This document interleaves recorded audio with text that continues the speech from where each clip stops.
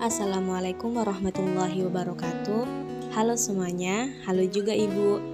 Perkenalkan, nama saya Retno Dwi Rahmawati dengan NIM 12180222169 kelas 3B Agroteknologi. Di sini saya akan mencoba untuk menjelaskan sedikit materi mengenai unsur hara untuk memenuhi tugas fisiologi tumbuhan dengan dosen pengampu Ibu Rita Elvianis, SP, MSc. Dalam kesempatan kali ini saya akan menjelaskan tentang unsur hara, yaitu yang pertama ada pengertian unsur hara esensial, yang kedua ada syarat dari unsur hara esensial, yang ketiga ada jenis-jenis unsur hara esensial, dan yang terakhir atau yang keempat ada fungsi dari unsur hara esensial. Kita akan masuk ke pembahasan pertama, yaitu ada pengertian unsur hara esensial. Pengertian dari unsur hara esensial adalah unsur-unsur yang diperlukan bagi pertumbuhan tanaman. Apabila unsur tersebut tidak tersedia bagi tanaman, maka tanaman akan menunjukkan gejala kekurangan unsur dan pertumbuhan tanaman akan merana. Kita masuk ke pembahasan yang kedua, ada syarat-syarat dari unsur hara. Unsur dikatakan esensial apabila memenuhi 3 kriteria berikut. Yang pertama ada tanpa unsur tersebut tanaman tidak tumbuh. Yang kedua, mengalami gejala kejahatan yang spesifik. Dan yang ketiga, unsur tersebut berperan dalam proses metabolik tanaman.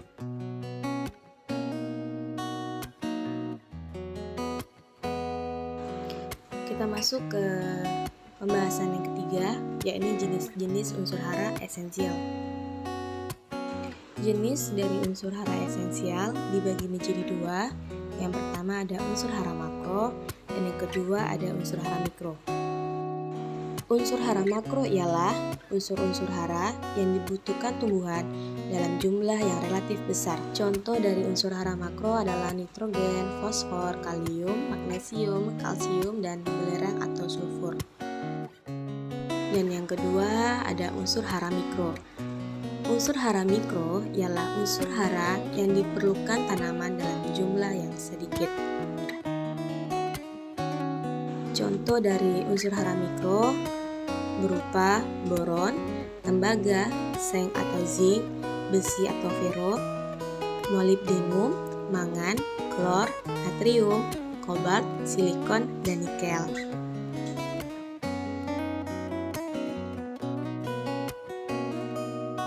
Nah, sekarang kita masuk ke pembahasan yang keempat, yaitu fungsi unsur hara makro maupun mikro.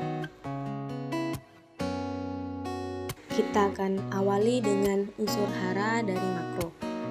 Fungsi dari nitrogen dengan lambang N berfungsi untuk menyusun asam amino atau protein, asam nukleat, nukleotida, dan klorofil pada tanaman. Yang kedua, kita akan membahas fosfor atau fosfor dengan lambang P untuk memacu pertumbuhan akar dan membentuk sistem perakaran yang baik. Yang ketiga ada kalium dengan lambang K. Fungsi dari kalium adalah sebagai aktivator dari enzim. Yang keempat, kita akan membahas magnesium dengan lambang Mg. Magnesium adalah aktivator yang berperan dalam transportasi energi beberapa enzim di dalam tanaman. Fungsi unsur hara makro selanjutnya ada kalsium dengan lambang Ca. Fungsi dari kalsium adalah fungsi untuk pertumbuhan selnya.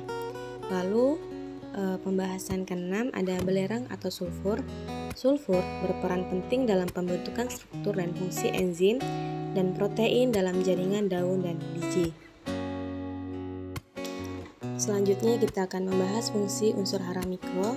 Yang pertama ada boron. Boron memiliki fungsi penting terhadap sintesis dan transportasi karbohidrat, pertumbuhan dan perkembangan polen, serta aktivitas sel. Lalu yang kedua ada tembaga dengan lambang Cu.